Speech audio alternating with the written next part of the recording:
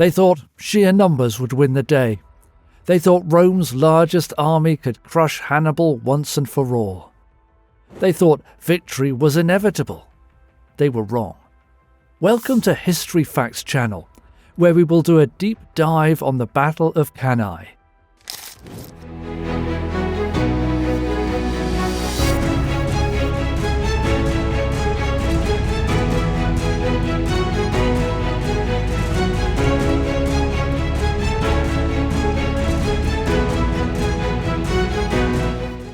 On August 2nd, 216 BC, in the sweltering heat of Cannae, nearly 90,000 Roman soldiers stood ready to annihilate a much smaller Carthaginian force. Their commanders believed this would end Hannibal's reign of terror.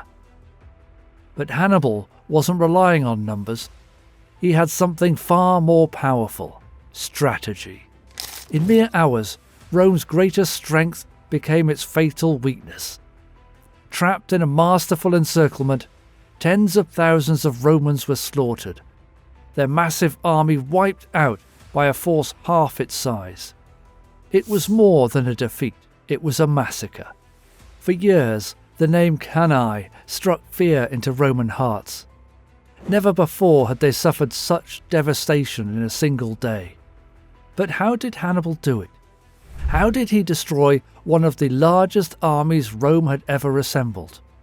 The answer lies in one of history's most brilliant battlefield maneuvers, one that military leaders still study today. This is the story of Cannae, the day Rome met its darkest hour. To truly understand what happened at Cannae, we need to go back a few years, to the beginning of the Second Punic War. This wasn't just any conflict. It was a struggle between two of the most powerful civilizations of the ancient world. A war that would decide who controlled the Mediterranean. On one side was Rome, an empire in the making, growing stronger with each passing year, expanding its influence across Italy and beyond. On the other was Carthage, a wealthy and formidable city-state on the North African coast, whose influence stretched across the seas. These two powers had already clashed once before, in the First Punic War, and Rome had emerged victorious. But Carthage wasn't finished, and this time they had Hannibal. In 218 BC, Hannibal did the impossible. Instead of facing the Romans head-on in Spain or Africa, he took the fight to them in the most daring way imaginable. He led his army, tens of thousands of soldiers, cavalry, and even war elephants, across the Pyrenees, through what is now southern France, and then, in a move that defied all expectations, he crossed the Alps in the dead of winter. For weeks, his army battled freezing temperatures, treacherous terrain, and hostile mountain tribes. Many didn't survive the journey. By the time they reached Italy, he had lost a significant portion of his force, and yet those who remained were battle-hardened, ready to take on the might of Rome, and take it on they did. Hannibal didn't just invade Italy, he humiliated the Romans on their own soil. At the Trebia River, he lured them into an ambush, wiping out an entire Roman army. At Lake Trasimene, he used the fog-covered terrain to conceal his forces, launching a surprise attack that annihilated another Roman force. With each victory, he proved that Rome's legions, for all their discipline and strength, were vulnerable to superior strategy. But the Romans refused to back down.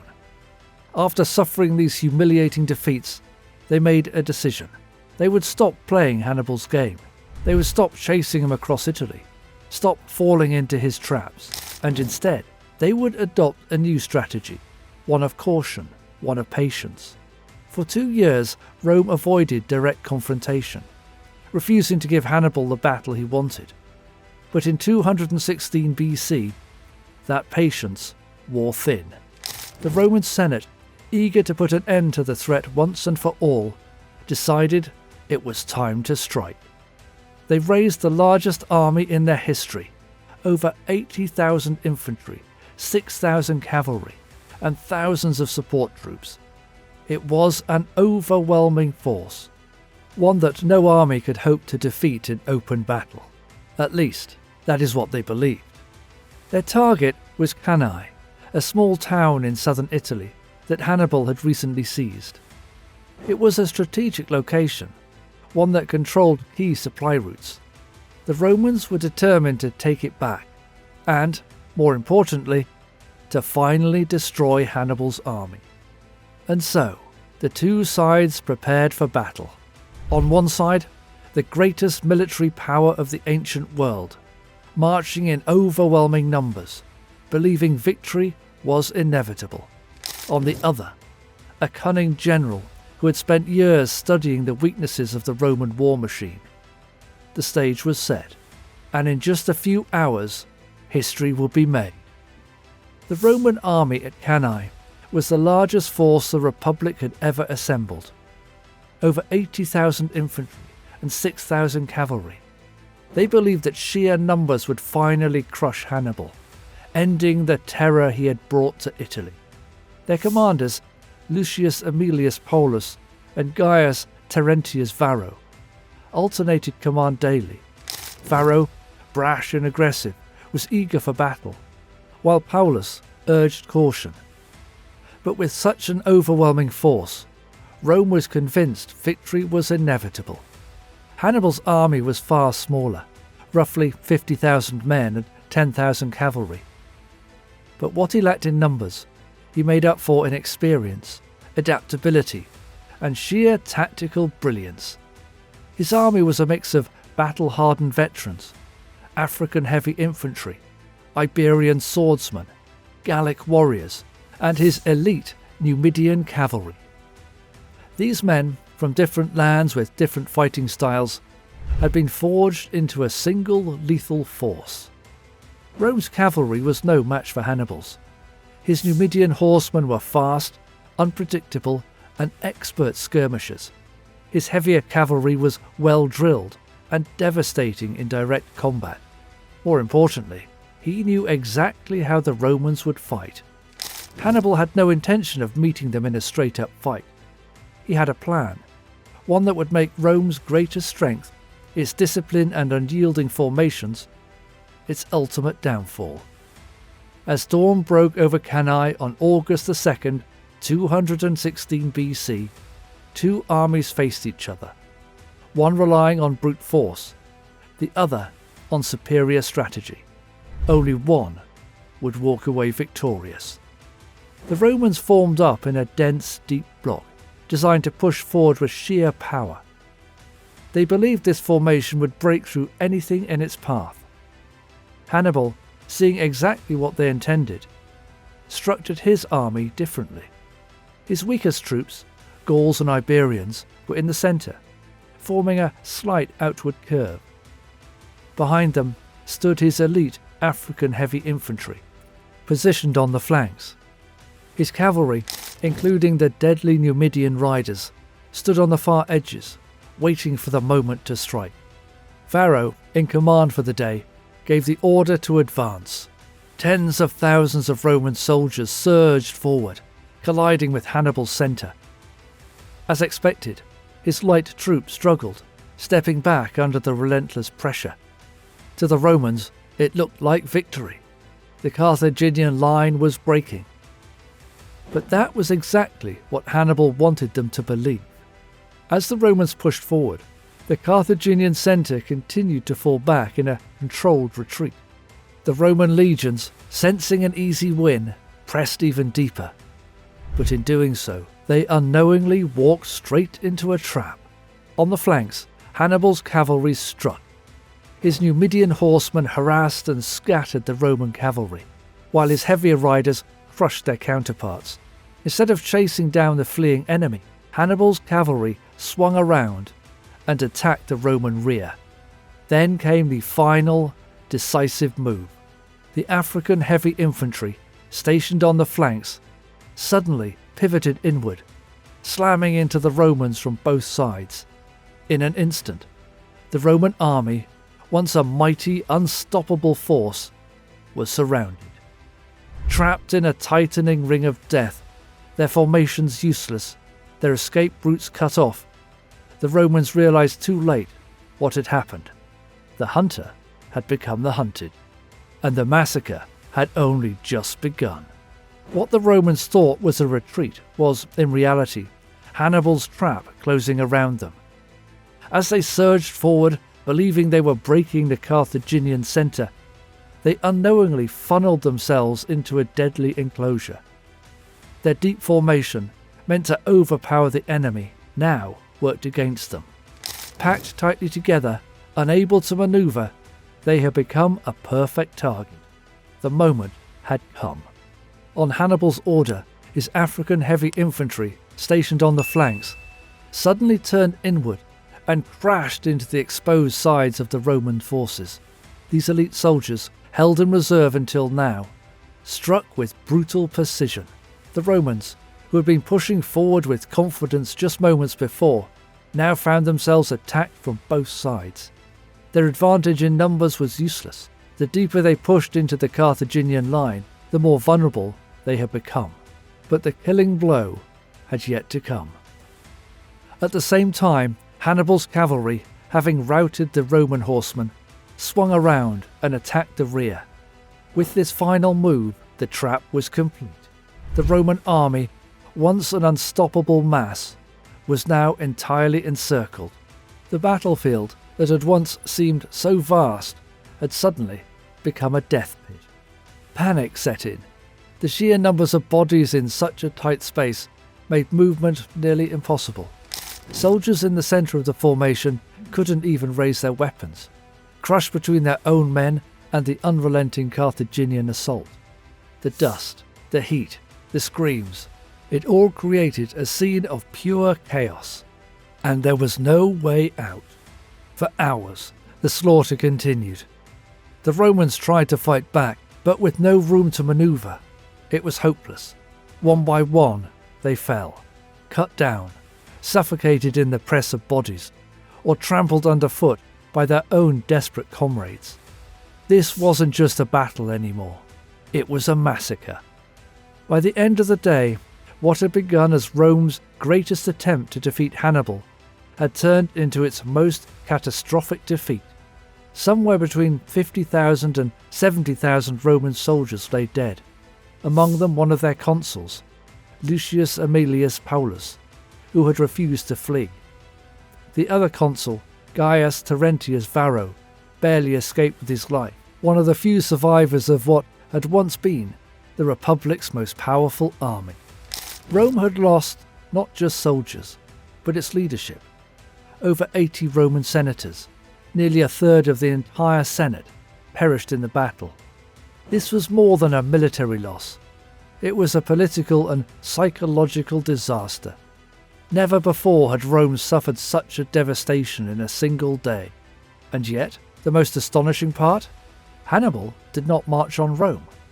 Despite having inflicted a near-total annihilation of Rome's forces, Hannibal chose not to advance on the city itself. Some say his army was too exhausted. Others argue he lacked the siege equipment needed to take a fortified capital. His cavalry commander, Marabal, reportedly urged him to press the attack, famously saying, "You know how to win a victory, Hannibal, but not how to use it." Instead, Hannibal continued his campaign in Italy, hoping Rome would negotiate peace. But Rome did not surrender. If anything, Cannae strengthened its resolve. The Republic, even in its darkest hour, refused to admit defeat. Over the next decade, Rome slowly rebuilt its military, adopting new tactics to counter Hannibal's strategies.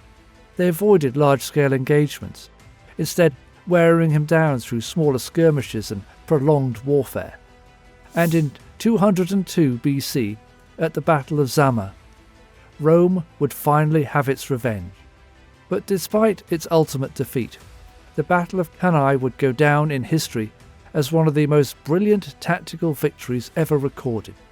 Hannibal had not just won, he had orchestrated one of the most perfect examples of battlefield encirclement the world had ever seen. It was a masterclass in strategy, one that would be studied for centuries. And for Rome, it was a lesson paid for in blood. Rome had suffered its worst defeat in history. In just one day, nearly 70,000 of its soldiers had been slaughtered, and its greatest army had ceased to exist. The Republic was in shock. For years, Hannibal had terrorized Italy, but Cannae was something different. It was a complete annihilation, a humiliation so devastating that some Roman cities considered switching allegiance to Carthage. Fear gripped the Republic. Many believed the war was lost. And yet, Rome did not fall. Even in the face of disaster, the Roman Senate refused to surrender. They banned public mourning, fearing it would break the people's spirit. They passed emergency measures to rebuild the army, enlisting anyone capable of wielding a weapon. Some desperate measures were taken, arming slaves, lowering recruitment ages. But Rome was not ready to give up. Hannibal, however, did not march on Rome. His army, though victorious, was exhausted. He lacked the siege equipment to take a fortified city. And despite Maribal's famous plea, "You know how to win a victory, Hannibal, but not how to use it," Hannibal chose to wait. He hoped Rome would negotiate, that this crushing defeat would force them to the table. But Rome had no interest in peace. Instead of facing Hannibal in open battle, they adopted a new strategy: attrition. Under the leadership of Quintus Fabius Maximus, they refused to engage him directly, avoiding large battles where he could outmaneuver them. They cut off his supply lines, harassed his forces, and wore him down, forcing him into a slow war of exhaustion. Hannibal remained in Italy for more than a decade, winning more victories, but never another Cannae. The war dragged on, and Rome, despite its losses, kept coming back stronger. In the end, the tide turned. By 202 BC, Rome, under the command of a brilliant general of its own, Scipio Africanus, took the fight to Carthage. At the Battle of Zama, Hannibal faced the kind of enemy he had once been, the better prepared, better positioned force. And there, in Africa, the Carthaginian general finally met his match. Hannibal was defeated. The war was over.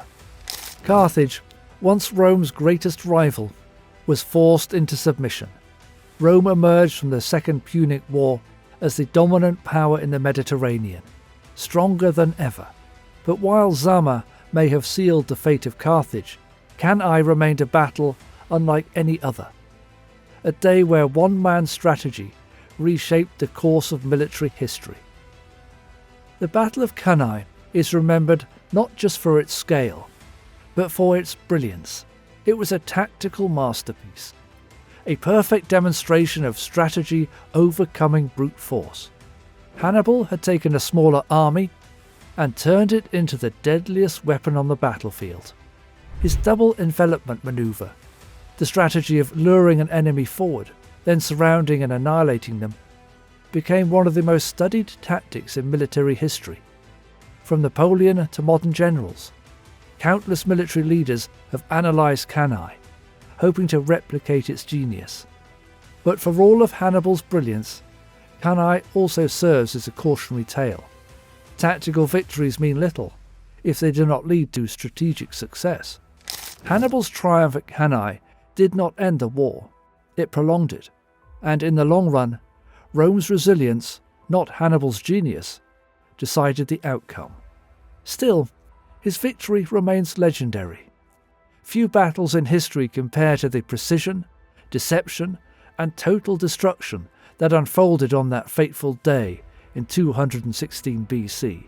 It was the kind of battle that defined the art of war. So, the question remains: should Hannibal have marched on Rome? Could he have won the war if he had taken the risk? Or was Rome's survival inevitable, its determination impossible to break? Let me know your thoughts in the comments below. And if you enjoyed this deep dive into history, don't forget to like, subscribe, and hit the bell for more legendary battles and brilliant military strategies. History is written by the victors, but it remembers the masterminds. And few were greater than Hannibal Barca.